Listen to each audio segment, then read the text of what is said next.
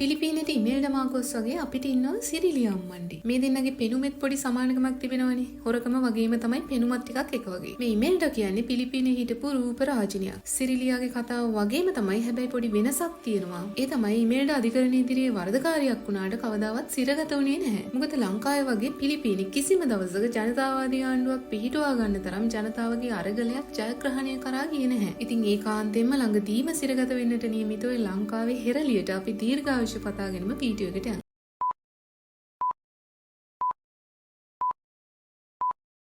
සල්ලි තිබුණත් නැතත් සෑම මිනිස්සෙක්ටම තියෙනවනේ ආත්මගරුත්වයක්. මේ ලෝකේ මිනිස්සු විශේෂයෙන්ම කාන්තාව සමාජයෙන් කයි කතන්දර අහන්න පොඩි ලැජ්ජාවක් කියලා දෙයක් උපතින්ම තියෙනවා. ඒකට ඔය විවාහාරෙදි කියනවා ලැජ්ජනහර කියලා. ඔය ලැජ්ජනහර මිනිහෙක්ට පිළිట్లా තියෙන එක හරිය වැදගත් දෙයක්. ඕක නැති වුණොත් හොරකම් කරන්න, අපරාධ කරන්න, මිනී මරන්න, ඊට පස්සේ වැරදි කරලා සමාජයෙන් බැනුම් අහන්න ලැජ්ජා හිතෙන්නේ නැහැ. ඉතින් ඔය ජනතාව ප්‍රතික්ෂේප කරපු ශිරන්ති රාජපක්ෂලත් ඔය ගොඩට වැටෙනවා. මේ වගේ පිරිසක් ලෝකෙ කොහෙත් ඉන්න නිසා ඒ උදවියගේ මේ හපත තකා තමයි ඔය පුනරුත්ථාපන මධ්‍යස්ථාන ඉදි කරලා තිබෙන්නේ. ඉතින් අපිටත් පුළුවන් අපේ පවුල්වල දන්න කියන අය මුල ඉඳන්ම සමාජයේ පිළි නොගන්න අනීතික වැඩ කරන්න වැඩි නැඹුරුතාවයක් දක්වනවා නම් ඔය සිරිලියා වගේ සමාජයට පිළිලයක් වෙන්න කලින් පුනරුත්ථාපනය කළා මේ සමාජය උන්ගෙන් බේරගන්න.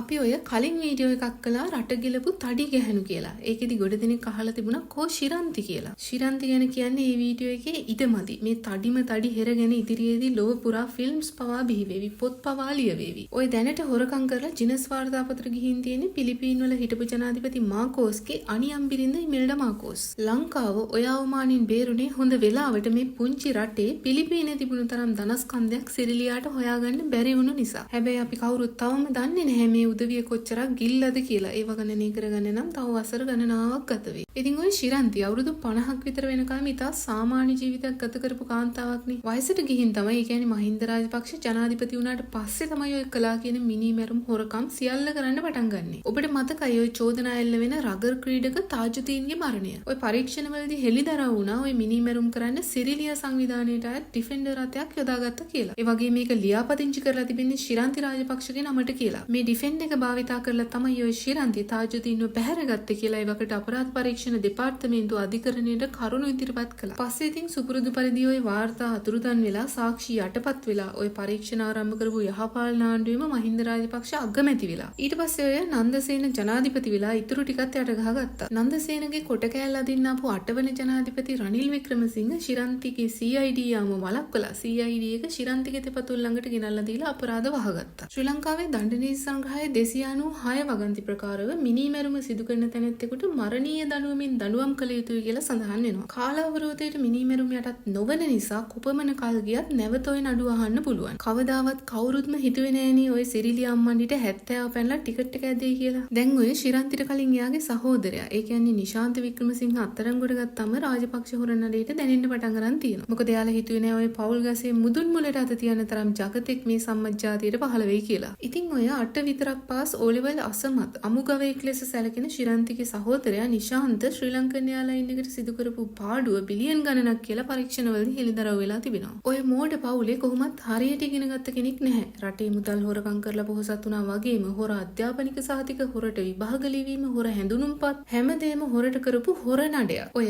මහින්ද රාජපක්ෂත් පාර්ලිමේන්තු වරප්‍රසාදයට පින් සිද්ධ වෙන්න නීති විද්‍යාලයට ඇතුළත් වීමේ විභාගයට මුහුණ නොදී නීති විද්‍යාලය තුළ ඉගෙන ගැනීමේ අවස්ථාව ලබාගත් පුද්ගලෙක්. එවකට නීති විද්‍යාලයේ ශිෂ්‍යෙක් වෙලා හිටපු ජයරාජ් ප්‍රනාන්දු පුල්ලගේ පිහිටෙන් ඇතුළේ විභාග ටික පාස් කරගත්තා කියලා ප්‍රසිද්ධ රහසක් තිබෙනවා. ඔය නාමල් රාජපක්ෂ නීති විභාගේ පාස් කරගත්ත හැටි ආයෙත් අමුතුවෙන් කියන්න ඕනේ නෑ, හැමෝම දන්නවා. ඔය ශිරන්ති අම්මන්ඩිගේ මෝඩ පුතුන්ගේ අධ්‍යාපනික දක්ෂතාවය ගැන හොඳ අවබෝධයක් ගන්න පුළුවන් එයාලගේ O level සහතික ටික බැලුවම. ඒ විදිහට තමයි ඔය ආර්ට් කරපු රොකට් චිචි ගණිතඥයෙක් වෙලා ඊට පස්සේ තාරකා විද්‍යාඥයෙකුත් උනේ. සිංහල භාෂාවේ ඕනතරම් වචන තියෙන නිසා නම ඉස්සරහට කැමති එකක් දාගන්නයි තියෙන්නේ ඔය දේශබන්දුගේ නම වගේ. ශිරන්තිලත් පුළුවන් ඔය තුන් ලෝකයටම අධිපති දෙවංගන වගේ එකක් වුණත් ඉස්සරහට දාගන්න. අපිට කමක් නෑ. ගායනයට Tamanට කිසිම දක්ෂතාවයක් නැති බව දැන මොයි මෙත්මල් පිබිදේවා කියලා රටට විහිළු සපයපු උදවියට ඕවා ලැජ්ජාවට කරුණු නෙවෙයි. ඉතින් ඔය නිශාන්ත වික්‍රමසිංහ කියන හාදයා කෙහෙලියට හපන් ස්ත්‍රී ලෝලියෙක් බව මිනිස්සු කියනවා. මෝඩකමයි ගෑනු පෙරේතකමයි එක වගේ පිළිලා තිබෙන පුද්ගලෙක්ට ශ්‍රී ලංකන් එයාලයින් වගේ රටේ ආර්ථිකයේ බර උසුලන පුරුකක්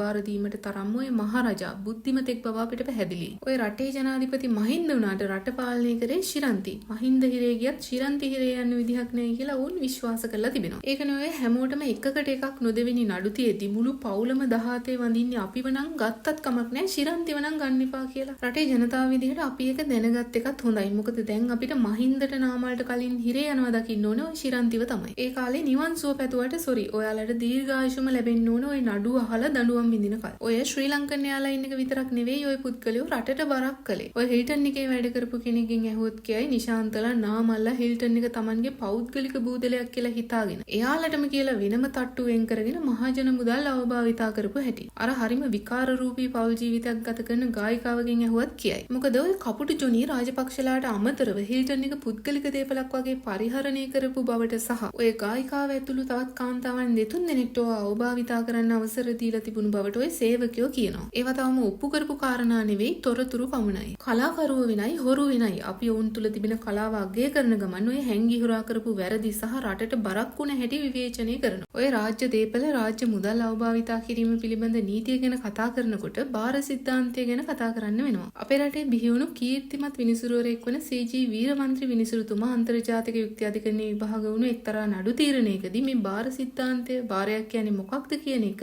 මහින්දාගමනයේ සඳහන් ප්‍රකාශයක් උපුටා දක්වමින් ලෝකෙටම පැහැදිලි කළා. එතුමා තමන්ගේ තීන්දුව තුල දක්වා තිබෙනවා මිහිඳු හාමුදුරුවෝ මේ මූයික් පස්සෙන් දූපු තිස්ස රජතුමාට දුන් අවවාදය. මහරජ මේ මහා වනයේ ඔබට යාමට ඒමට ඇති අයිතියම මේ අහසේ සරණ පක්ෂීන්ටත් මේ පොළවේ සරණ ජීවීන්ටත් ඇත. ඔබ එහි අයිතිකරුවා නොව බාරකරුවා පමණි. මේ වගේ තීරණ අපිට ඉන්දියාවේ අධිකරණ තුලත් ඕනෑ තරම් දැක ගන්න පුළුවන්. ඔය ඉන්දියාවේ සුප්‍රසිද්ධ උමාදේවි නඩුවේදී අධිකරණයේ තීන්දුව ලබා දෙමින් ප්‍රකාශ කළා ආණ්ඩුවකට රටේ දේපල අත්නෝමතිකව තම තමන්ගේ සුඛ විහරණ සඳහා භාවිතා කරන්න කිසිම අයිතියක් නැහැ. ඔය මැටි ඇමතිලා කියන්නේ මේ රටේ මිනිසුන්ට අයිති දේපලවල බාරකරුවන් පමණයි කියලා. ඉතින් ඔය නාමල් රාජපක්ෂලා ඔය නඩු තීන්දුව ගැන දන්නේ නැහැ. මොකද විභාග ලියලා තියෙන්නේ වෙන අය ධම්මලනේ. එතකොට ඔය දණ්ඩ නීති සංග්‍රහයේ වගන්ති දෙකක් කියන්නේ කියලා අභියෝග කරනකොට හැමදාම දිවාඹරලා හැරෙන අතර බොරු කියලා ලිස්සලා යන නාමල්ගෙන් කවුරු හරි අහන්න බාරයක් කියන්නේ මොකක්ද කියලා. මොකද ඒක ලිස්සලා යන්න බැරි ප්‍රශ්නයක්. හරියට විභාගයට මුහුණ දීපු නීතිඥවරයෙක් නම් දන්න ප්‍රශ්නයක්. කොහොම නමුත් සතුටට කාරණේ තමයි අනුර කුමාර ජනාධිපතිවරයා කියනවා මේ රටේ මිනිස්සුන්ට අයිති දේපල මේ රාජ්‍ය මුදල් අපි සාංගික දේපලක් වගේ බලා ගන්නවා කියලා. සහ ඒ ගැන සහතික වෙනවා කියලා. ඒ කියන්නේ Taman මේ රටේ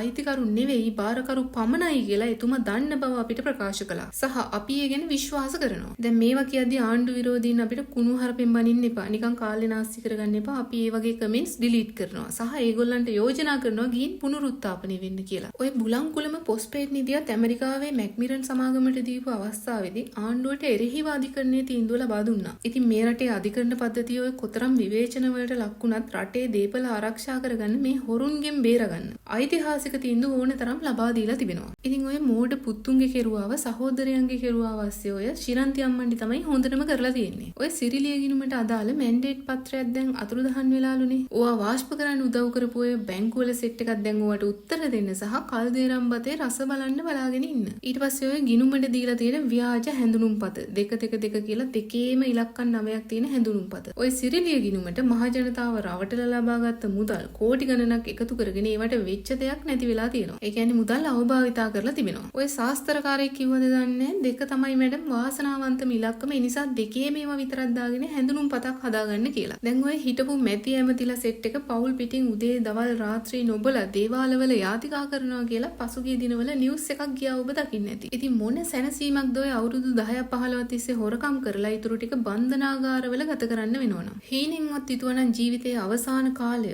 බන්ධනාගාරවල ලගින්න වෙයි කියලා. එහෙනම් ඔය උදවිය අඩුම තරමේ අර වැසිකිලි උතුරලා ගඳ ගහන බන්ධනාගාර ටික මාලිගාව වගේ සැප පහසුකම් සහිතව ඉදි කරගන්නවා. හීන උනත් දකින්න ඇත්තේ ඉස්සර තමයි. දැන් නම් ඉතින් හීන තියා හරියට නිදාගත් දවසක්වත් මතක නැතුව ඇති. ඔය කෙහෙලිය රමුක් වැල්ලත් පසුගිය දවස්වල සියදිවි නසා ගන්න උත්සාහ කළා කියලා නිවුස් එකක් ගියා. ඔය සියදිවි නසා ගන්න මුලින්ම උත්සාහ කරේ ඔය ගම්පහ පැත්තේ ප්‍රසන්නනේ. අනේ ඒ වගේ විපතක් නම් කවුරුත් නොකර ගනිත්වා කියලා අපි ප්‍රාර්ථනා කරනවා. මොකද මේ රටේ මිනිසුන්ට ඕනේ ඔය කවුරුත් විඳවන හැටි බලන්න. එතන පොඩි කුරිරු බවක් තිබෙනවා. තම තමයි. හැබැයි ඉතින් මොනවා කරන්නද? අපි හැමෝම වෘතග්ජන මිනිස්සුනේ. අපිට ඔය පුද්ගලික තරහක් වෛරයක් එහෙම එකක් නෙවෙයි. මේ රටේ මිනිසුන්ගේ ජීවිත විනාශ කරපු අපේ අනාගතේ විනාශ කරපු උදවියට මිහිපිට දීමේ පාප කර්ම ඵල දෙනවා දකින්න එක තමයි අපේ එකම සතුට. ඉතින් මේ සිරිලියා පිළිබඳව ඔබේ අදහස මොකක්ද? ඔබේ අදහසත් පහලින් කමෙන්ට් කරන්න අමතක කරන්න එපා. ඒ වගේම අපි හැමදාම වගේ මතක් කරනවා මේක නීති දැනුම් බෙදා දෙන YouTube නාලිකාවක්. ඒ අතර අපි දේශපාලනයත් මේ වගේ සියුම්ව ස්පර්ශ කරනවා. ඉතින් ඔබ මේ වගේ වැඩසටහන් වලට කැමැත්තක් දක්වන අයෙක් නම් මේ channel එක subscribe කරන්නත් අමතක කරන්න එපා.